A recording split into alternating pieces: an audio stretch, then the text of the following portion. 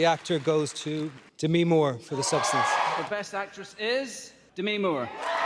바디호러, 고어 장르의 인디 영화, 대중성과 한창 거리가 먼 요소들로 가득한 이 작품, 서브스턴스의 흥행이 심상치 않습니다. 역주행 흥행이라는 놀라운 결과를 보여주고 있죠. 60일 동안 장기 상영을 이어가며 무려 50만 명의 관객을 동원한 청불 바디호러로선 굉장히 이례적인 성적을 보여주고 있는데요. 국내뿐 아니라 해외에서의 성과도 놀랍습니다. 아가씨 등을 배급한 무비의 최고 흥행작에 등극했고 올해 미국 아카데미 시상식 주요 5부문에 노미네이트되는 쾌거까지 이뤘죠. 무엇보다 데미 무어에게 데뷔 이후 첫 골든글로브 여우조연상을 안겨 화제를 모으기도 했습니다. 도대체 왜 이 피칠갑 육체붕괴 영화에 열광할 수밖에 없는 걸까요? 충격적인 장르물을 넘어서는 서브스턴스의 매력, 지금부터 하나씩 파헤쳐보겠습니다.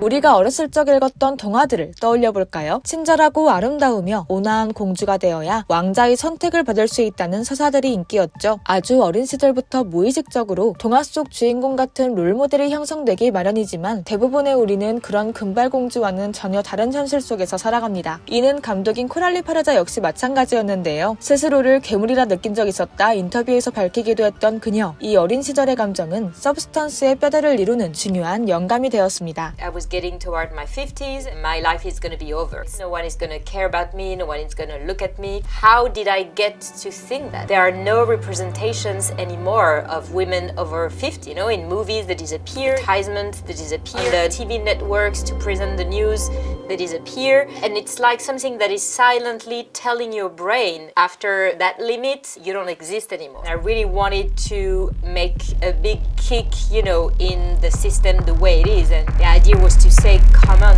wake up. We need a change. 우리는 매일 미디어를 통해 더 젊고 더 아름답고 더 완벽해야 한다는 압박을 받으며 살아가죠. 체중 감량을 돕는 약, 성형시술 같은 외적인 아름다움뿐만 아니라 갓생을 살아야 한다는 강박, 타인에게 가치를 인정받아야 한다는 압박까지, 이 모든 것들이 때론 자기 혐오로 이어지기도 합니다. 우리 모두가 느끼고 있는 이 보편적인 감정, 서브스턴스는 엘리자베스와 수의 관계를 통해 이런 불안과 강박을 날카롭게 보여줍니다. 서로를 갉아먹는 이들의 관계는 우리가 스스로에게 얼마나 잔인한 폭력을 가하고 있는지 상징하는데요. 특히 몸과 외모가 자신의 가치를 규정짓기도 하는 사회에서 이 잣대로 인해 찢기고 무너질 때 우리가 어떻게 붕괴되는지, 최악의 경우 어떤 괴물로 변해버리는지, 서브스턴스는 그 과정을 장르적 언어로 적나라하게 드러낸 영화입니다. 이와 같은 메시지를 효과적으로 전달하는 장치, 바로 거울인데요. 엘리자베스가 거울 앞에 설 때마다 우리는 한 인간의 내면이 어떻게 분열되고 있는지 직관적으로 파악할 수 있죠. 서브스턴스의 시작과 함께 영화 속 온갖 사건과 피칠갑 난투극이 벌어지는 장소 역시 이곳입니다. 그 어떤 소품 하나 없이 하얀 타일로 가득한 차가운 욕실로 설정되었다는 점이 특히 인상적이죠. 이곳은 엘리자베스가 서브스턴스 키트를 수령했던 물품 보관소의 건조한 분위기와도 닮아 있습니다. 타인의 시선이 철저히 차단된 욕실, 이곳은 엘리자베스가 오직 자신과 마주하는, 엘리자베스의 내면을 해부하는 공간인데요. 평생 수많은 카메라에 둘러싸여 살아온 데다 마치 거대한 TV 안에 갇힌 듯한 통유리창이 돋보이는 집에 사는 엘리자베스가 유일하게 타인의 시선으로부터 자유로울 수 있는 공간. 하지만 아이러니하게도 오직 자기 자신과 마주하는 이 거울 앞에서 엘리자베스는 가장 냉혹한 평가와 마주합니다. 과거의 찬란한 영광은 온데간데 없이 사라진 초라하고 낯선 자신의 모습을 직면한 그녀. 이는 불안과 분노, 파멸로 이어지죠. 수가 엘리자베스와 대치하며 결국 거울에 얼굴을 박아 모든 것을 산산조각내는 장면이 상당히 인상 깊었는데요. 대사가 아닌 이미지와 사운드만으로 인물 내면 깊은 곳의 소용돌이를 탁월하게 표현한 코랄리 파르자 감독. 절박한 몸부림 끝에 도달한 이 자기 혐오의 폭발은 관객에게 강렬한 충격과 여운을 남기기 충분하죠. 사실 이 장면이 시작입니다. Take care of yourself. Take care of yourself. 이런 보편적인 메시지를 전하는 영화인데 그 전달 방식이 전혀 평범하지 않죠. 장기가 쏟아지고 육체가 뒤틀리며 터져버리는 바디호러만의 극단적인 표현들. 단순히 충격적인 장르적 재미를 위한 연출이었다면 이 엔딩이 이렇게 강렬한 여운을 남기진 않았을 겁니다. 영화는 결국 몬스트로 엘리자수의 육체가 붕괴되고 얼굴만 남은 엘리자베스가 기어코 자신의 이름이 새겨진 할리우드 거리로 기어가 하늘 가득 스파클처럼 박혀있는 별을 바라보며 방긋 웃는 장면으로 끝을 맺습니다. 신체가 모두 모두 분해되고 터져 그 형체가 사라진 뒤에야 비로소 대중의 시선, 사회적 기준, 그리고 그로부터 비롯된 뒤틀린 자기만족으로부터 벗어난 엘리자베스. 이 극단적인 해체의 끝에서야 엘리자베스는 진정한 자유와 마주하게 되죠. 감독의 끝까지 간다 정신이 발휘된 엔딩인데요. 이 메시지가 더욱 강렬하게 다가오는 이유, 언제든 더 싱그러운 얼굴로 대체될 수 있다는 불안을 동력 삼아 굴러가는 곳 할리우드가 이 작품의 배경이기 때문입니다. 여성의 몸을 가장 노골적으로 소비하는 엔터테인먼트 산업에 대한 경고로 읽을 수도 있는 이 작품. 데니스 케이드가 연기한 폭력적인 제작자의 이름이 합이라는 점에서 미투 운동의 중심에 섰던 범죄자 하비 와인스타인을 떠올리는 건 어렵지 않죠. 엘리자베스의 출근길과 퇴근길, 그 복도에는 과거부터 현재까지 그녀의 사진들이 큼지막하게 걸려 있습니다. 시작과 끝이 명확한 공간, 후에 핏빛 레드카펫으로 변주되는 이 복도는 여성 배우의 커리어를 상징하는 길로 기능하죠. 엘리자베스의 사진이 사라진 자리에 수의 사진이 걸린 장면을 통해 영화는 누군가의 커리어를 새로운 얼굴로 교체하는 과정을 상징적으로 선보입니다. 이를 통해 엘리자베스 역시 과거에 수와 같은 방식으로 소비되었을 것이란 사실을 어렵지 않게 짐작할 수 있는데요. 여성을 성적으로 착취하는 할리우드의 카메라를 겪은 인물이 모두에게 피를 난사하는 엔딩은 할리우드를 향한 장르적 응징으로 보기에 충분합니다. 행복하고 낙관적으로 보이는 할리우드의 야자수, 스파클처럼 반짝이는 별들 아래에서 기형적으로 무너져가는 신체를 보여주는 마지막 장면 역시 할리우드 산업을 향한 직설적인 저격이자 그 화려함 뒤에 숨겨진 잔혹한 현실을 드러내는 이미지이고요.